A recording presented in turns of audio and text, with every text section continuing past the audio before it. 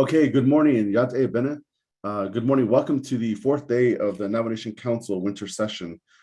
Each day we have focused our energy, the Navajo Nation Council's energy, to a purpose or a cause with one of our tribal enterprises. And today we have the Navajo Economy Day. And what this is about is our economy here on Navajo, buy local, buy Navajo. We are also in commemorating this day, we are also wearing green. If you go onto the Navajo Nation Council's Facebook page, there'll be a little more information on that. In an effort to protect the vitality of the Navajo economy during this pandemic, with over $2 billion in the American Rescue Act plan funding coming to the Navajo Nation, it is imperative we support our local businesses, promote our tourism industry, and buy Navajo. So today we have a presentation from the Department of Economic Development, Mr. J.T. Willie, Director, along with economist, Ms. Alicia Murphy. But before that, as a kind reminder that when you are listening in, or you are, if you do listen into the meetings, you can find most of the legislations that are being presented on our public website, which is the Navajo Nation Office of Legislative Services Public Reports. That website is dibb.nnols.org. And there you will find all the legislations that pertain to certain legislation that were dropped with the council delegates.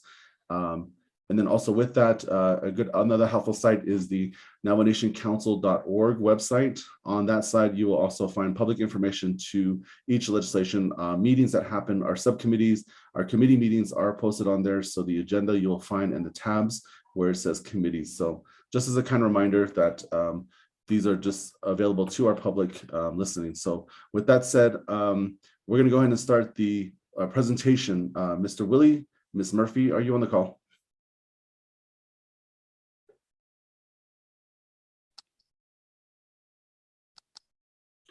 I believe you have *6.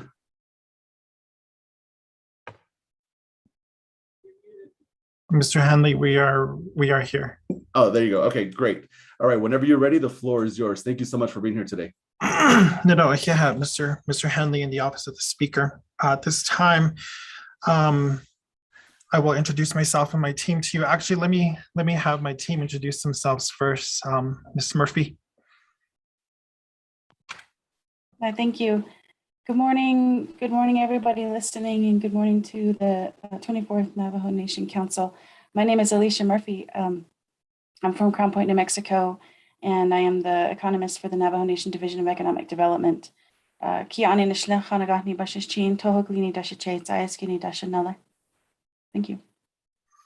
Mr. Capitan. Hi, good morning, everyone. My name is Douglas Capitan. I'm Senior Project Specialist with the Division of Economic Development. My clans are I am also from Crown Point, New Mexico, and I'm looking forward to providing some information to all of the viewers out there about our division. Oh, yeah, Shanai. I see Douglas A. Shanai. She behind Inchle. Be at his kidney. Ko I see Nick A that Trabahados his kidney. Aro Haltsogi Elto. Aro Ea Adona et Trabaha Inchle dot Cachini a Bashichin. A she ate Cherokia Ani Dashanale. Aro she Nle Bahas Adent I see a Nasha. Aro Dikon. Shana Nishiki a Division of Economic Development. The neck Echiko Aya Nanish Hanchkarigi IECA the Division Director Sadly Ako Yat a Benedo lately called Shikedo Shitkazin Aro Shiji a J2 a and Shia Aro Aya Ba Hainsen a Hedanits and the Conde the Handal Nishiki Aro Nle the Nihinat Ani Gilto. Ne Beshbas Anegi Aro Aya Alanja Dasadahigi, Mr. President Nez Aro Aya Bikeda Dasadahigi, Mr. Vice President Lizer Aro Shamahigi Alto, Madam Chief Justice Joanne Jane Nido Yat Edo Leto Hehedo IECD Conde Nijonago Chi a Hitler de Nishkodo Leti Conde the Ne Benina the Nebenal Nish Benina Aro di Con businesses so I see here. As we begin this presentation this morning, I want to highlight and to contribute much of our appreciation to all of our leaders of the Navajo Nation. Mr. Capitan, you can go to the next slide. As we go into this dialogue, as a real brief presentation of the Navajo Nation, I'm glad that we are speaking to the Navajo economy and where we stand with many initiatives here moving forward. There has been much dialogue on the consensus of what the Navajo economy is, where things will go for us, and what we will look forward to within the next decade or so. Under the leadership of the 24th Navajo Nation Council and our Navajo Nation President and Vice President, there has been initiatives that have taken place the last 4 years. Of course, much of that dialogue has been put on a minimum because of the COVID-19 pandemic and the respects for what has been taking place around here in the Navajo Nation. As far as the Navajo Nation Division of Economic Development, much of our guiding principles in the past have been really looking towards development off of extraction of natural resources, the extraction of coal, the development of the oil industry, as well as even speaking to the uranium conversations that did take place way back. And many of us are feeling those effects to this day. So therefore, guiding the Navajo economy forward and looking at all of the different institutions that will assist us in guiding forward will allow for a better dialogue to enhance the Navajo economy. As we look to the priorities of the Nez Lizer administration, there's a plan that's been put out, the Nahats Up Plan. And through the campaign of President Nez and Vice President Lizer, there were conversations that took place with over 70 different chapters and community members throughout these regions, and discussion of what were the priorities here and what do we need to look to as administration. Much of those highlighted entrepreneurial support, tourism, and I'm glad that Mr. Henley had highlighted today in the speaker's office to talk about the Navajo economy and where we are at currently still at a standstill because of the COVID-19 pandemic, but really looking forward to much prosperity here moving forward. How do we meet up and match with the mainstream America? How do we use their tactics in our areas of rural America, especially those on tribal Indian reservations? So as I mentioned earlier, much of our growth and development was based off of these big industries that came to the Navajo Nation. Many of us speak of the words of the Navajo Generating Station, the Peabody coal mines, the industries that brought income to Navajo families, thousands of Navajos being employed under these industries and enhancing the local economic development, as well as contributing to the overall stabilization of the Navajo government and its economy through these natural-based resources. With the Navajo Generating Station coming to retirement within this last decade, 2017, here moving forward, now it's creating that dialogue of where the nation needs to go and what do we look. There's much conversation currently taking place on other energy initiatives from solar, from wind, and also looking at other areas from helium, as well as also extraction of other gases within the regions throughout Navajo. But of course, through the Division of Economic Development, our conversations have been based off of all these different multitudes. And as we are looking at the diversification of the Navajo economy, where we are at now, taking in all the experiences in the past, learning from those experiences, and not putting ourselves back in that same dialogue to where there's a long-term effect, but also there's a benefit, yes, but there's also an effect on us and what we put our people through. So working with local leadership, I'm very proud of the team that I oversee, from our regional business offices to our small business, to our tourism, to our project development, even our real estate, and also our business registration unit, the BRD overseen by Mr. Nota Silversmith. Each one of these components have been working to initiate much of our guiding principles to ensure that we look to support local entrepreneurship at the community level. Yesterday we just finalized another business site lease up in Aneth for the Ancient Waves up there. And with the assistance of our Shiprock Regional Business Development Office, we were able to see that initiative through local entrepreneurship support and looking to provide those sorts of diversities of economic development throughout Navajo. We will never see the impact of revenue coming like we did in the past, but we can look to other areas to really diversify what those dialogues will be moving forward. I was given an initiative at the beginning of my appointment back in 2019 to bring on key individuals to assist us in this process? What do we look to and what do we add to the agenda?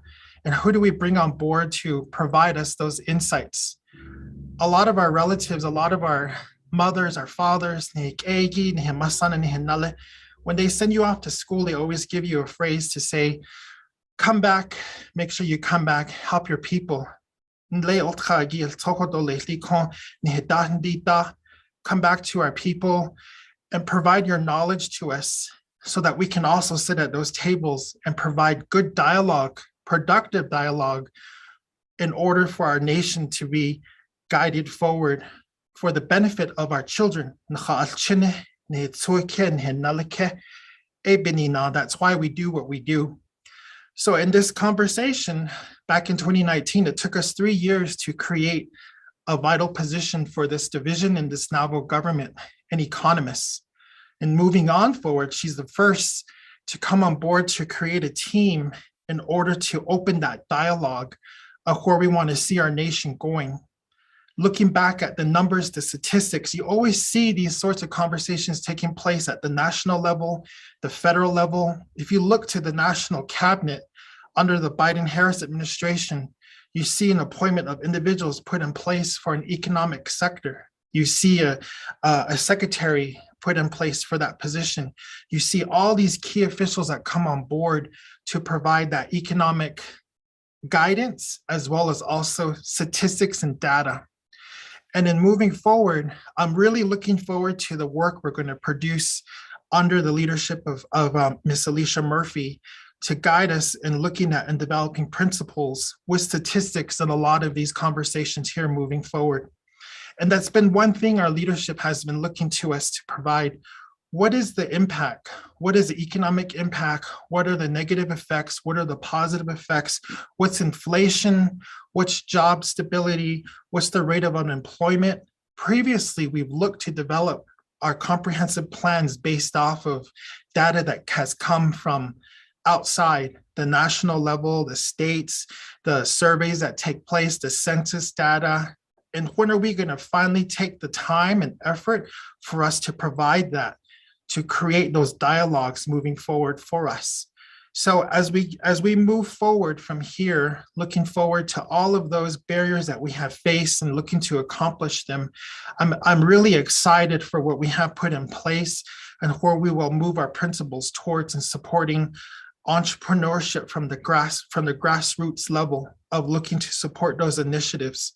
The conversations within this last year, we were participating with the development of the American Rescue Plan use of dollars here on Navajo, ARPA, otherly known as.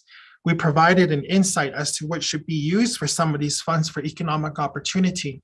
Of course, again, as I said at the beginning of my presentation here, speaking to those guiding principles that will allow us to support local entrepreneurship here moving forward.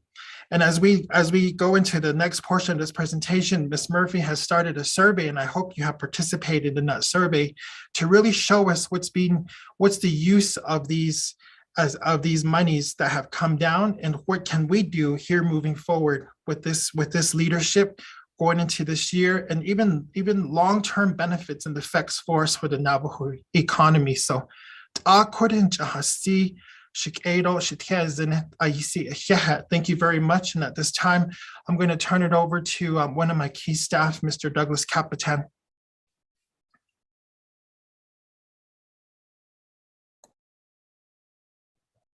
Thank you, JT. Okay, so I've been hearing this question here and there, and it's a fairly good question. The question is, what is economic development? Economic development is a government objective of improving the quality of life for our communities throughout the Navajo Nation.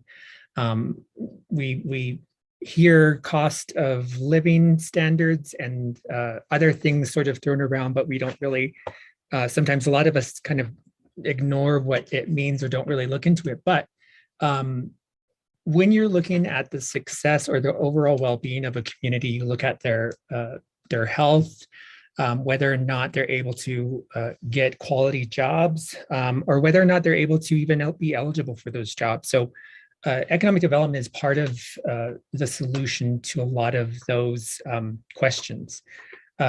What we do here at the division, we provide services to our business community in a variety of ways.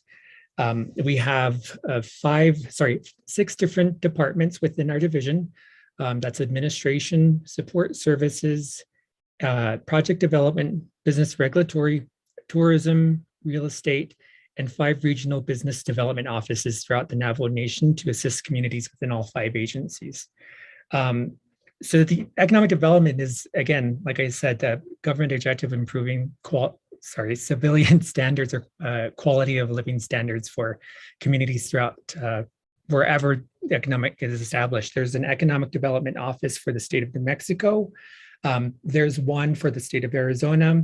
There's even an economic development office for the US federal government. And they're behind a lot of big projects.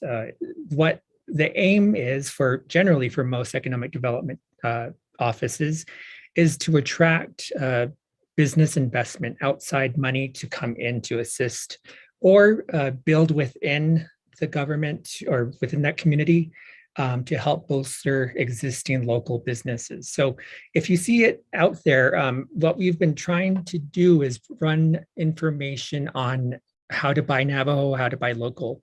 That's not necessarily a unique idea because we've had campaigns throughout our time. We're trying to bolster our Navajo local economy. So you'll see that out there, and that's part of our initiative is to bring awareness to the importance of how your money is spent, where you spend your money, and how that money is used within our communities. So we hope that you are paying attention when you see those messages and you take it to mind. Economic development also is part of the overall revenue generation for a government, meaning that when we're able to have businesses thrive, then that means there's more funding for schools, there's more funding for chapters, there's more funding for infrastructure. All of that helps, and all of that makes our quality of life a little bit better. I know we're all familiar with driving on our roads, especially on 264. That's not so pleasant. You kind of get your own little massage when you're driving down those potholes. But again, it's all about where you spend your money and how wisely you spend it. So I've always had this philosophy that we should all be part of the solution. So if you can, in your own way, take part within the economic development community and set those goals. So that way it helps us, it helps our communities, and it helps everyone throughout our great land. So my next slide is about smart growth and economic development. We've come to a place right now where we've had challenges in our economy. I mean, we're all aware that we've had a public health emergency that recently occurred, and a lot of our businesses had to temporarily pause operations. Now, moving forward, and I've been reading a lot of just articles and research studies about the evolution that's going to come out of this pandemic. Part of that really emphasizes the need for resiliency. Being resilient and being able to adapt is something that is definitely required amongst all of us to do. We're always changing. We're human beings. That's one of our unique characteristics.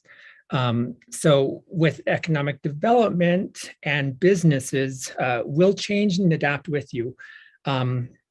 One thing we really learned from our grant program that we had back in 2020 was that we have a lot of businesses, sole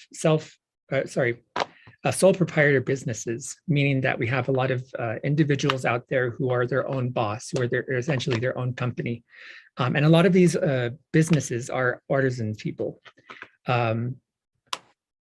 I've always watched family members who were artists, silversmiths, painters, rug weavers, and they were always able to adapt and change.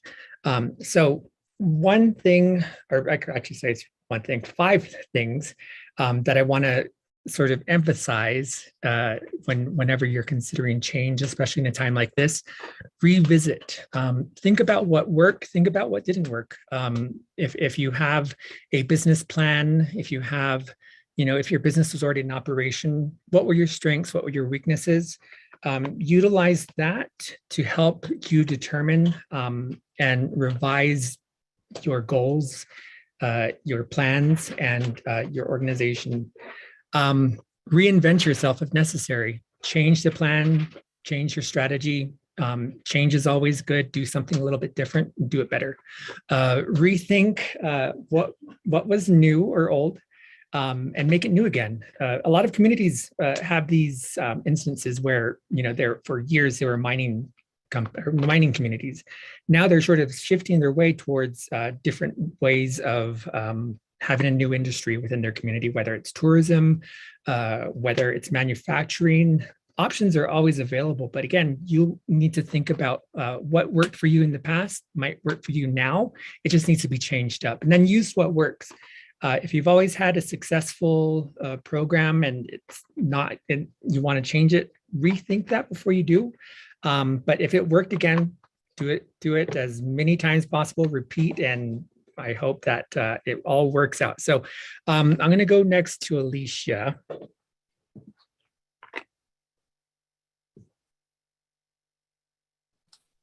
Okay, thank you. So in speaking about what the direction of Navajo Nation Division of Economic Development is working towards, my position as the economist is, one, to gather information. And earlier this month, we created this survey simply to gather information on how Navajo Nation consumers have spent or plan to spend their share of hardship assistance money amid the COVID-19 pandemic. So we intend to use this information to analyze the flow of hardship assistance spending for all of our Navajo Nation citizens and those who might live or those who might work within the nation.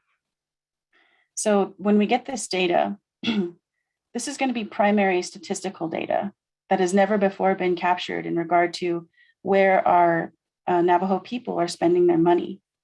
So the data collected in this survey will shed light on what we have known to be true or to be an issue for a really long time, which is there is an existence and of a significant lack of goods and services provided on the nation. The lack of these goods and services are the reason why our Navajo consumers decide to go to the border towns and spend their disposable income outside of the nation, which only perpetuates economic leakage. So with the survey, the point is to gather information from the people's perspective. So the benefits of participating, the benefits of doing a survey like this is information is key. And the more we know, the better we can plan ahead. Next slide.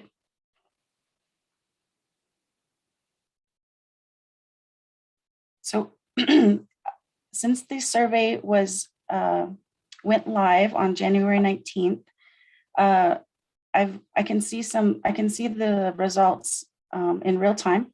So capture today on the 27th, we've had 1,068 responses, and 92% of those have received CARES Act hardship assistance. So we then asked, where do they think they spent this money for CARES Act hardship assistance? So per person, 53% of their hardship assistance went off the nation. And if you put it in dollar terms, if one person got $2,000, $1,060 went to border town spending or online retail. None of those sales or taxes were captured on Navajo Nation. And 48% was captured on the nation, which is approximately $900. So while the survey is still open and people can participate, we do realize surveys aren't perfect. And so we have some limitations where calculations aren't going to be exact because we have people who skipped questions or just didn't want to answer. So with a 95% degree of certainty for the people who participated in all questions that pertain to them and their enrollment status, their living on or off the reservation, we get a pretty good response rate. So this is just a snapshot of what was coming from our survey that we sent out and promoted on social media through our Navajo Nation employee email listserv. And so this is a pretty good snapshot of results and responses from only 8 days. And I'm looking forward to seeing how the results change over the time period. And the survey will be open until February 11th. So I encourage you guys to encourage your viewers to participate and share the link. Next slide, please. So in the survey, we also asked our participants who received CARES Act funding, what do they anticipate they will be spending their money on when they get the ARPA hardship assistance funds? And the top 5 categories here are: they plan to pay bills, personal care and services, savings, automotive, and food and dining. So what can we learn from this information? So for the Navajo people, the way that I envision is that this list is like an indicator, or it gives us an idea of demand for our consumers on Navajo Nation. So for example, personal care and services, are there existing businesses that provide these types of services? This involves looking at the progress of our small business sector and looking into the private sector. We have to ask these tough questions and continue to move forward and plan from those from that information. So the same question exists for both automotive and the food and dining industry. Do we provide enough businesses to meet the demand of our Navajo people? In terms of savings, it would be an interesting study to look into what our general understanding of the financial services that we can provide for Navajo people to better manage their money, to have savings accounts within Navajo Nation, building credit, business loans, building equity. Financial literacy would be another very important program or thing, service to provide for Navajo people. So at the end of the time period of our survey, I will be preparing a final report that gives us information about all of these different sectors. So the slide previous and this slide right here provide just a little view of what we can learn from this data. And we use this data to start the dialogue of how to strategize for the next steps going forward, and how can we move toward a more business-friendly environment that we need for our nation. Next slide. So with that, as the economist coming on board a few months ago, my top priority is gathering data. And I want to explain a little bit about why data is so important. Data is critically important to ensure that we have statistical evidence that reflects the lived experiences of our Navajo people. Furthermore, data is important to have the most accurate information on how our nation is doing as a collective. We need to know where we stand before we can make impactful changes regarding infrastructure, healthcare, education, employment, business creation, and most importantly, where the Navajo plans to allocate the resources that we do have.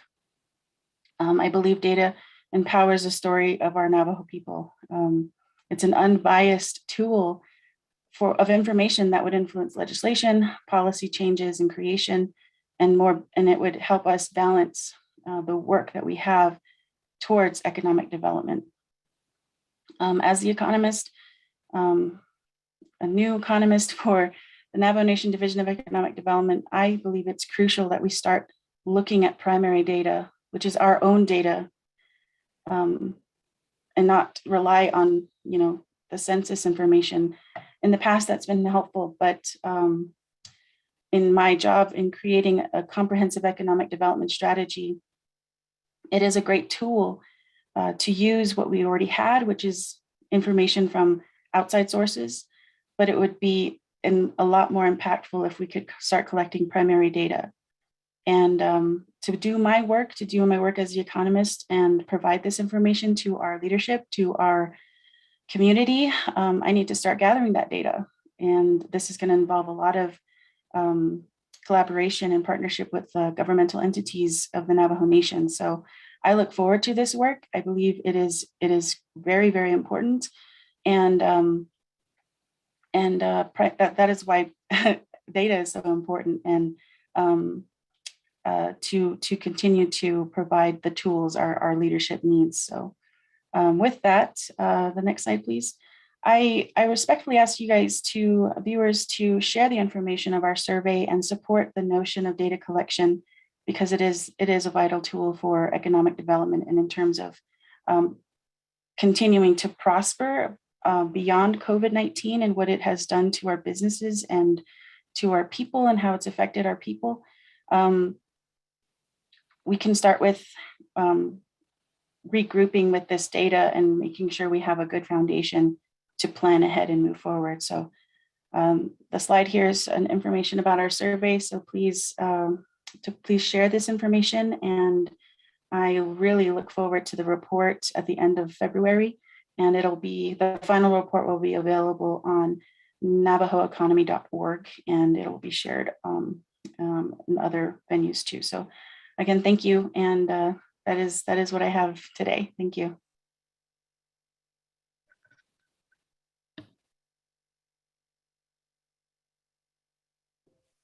Thank you, Alicia. So that concludes our presentation this morning.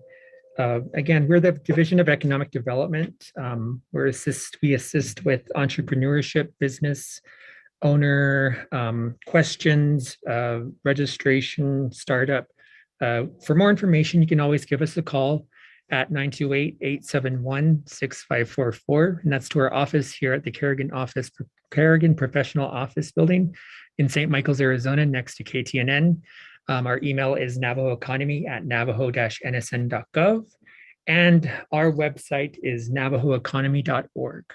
So we look forward to hearing from you, and we look forward to another great day of session.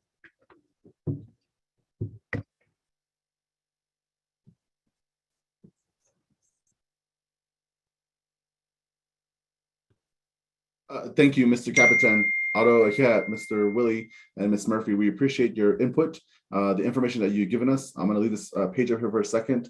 If our viewers online want to take note of that, the navajoeconomy.org website is pretty helpful and useful. I know that we have a lot of interested parties wanting to come back to the Navajo Nation, wanting to prosper with the Navajo economy. So any inquiries, like Mr. Capitan said, is that you can contact them if you have any questions, or go to the website. So, all right, if there's not anything else, this will conclude our presentation for today.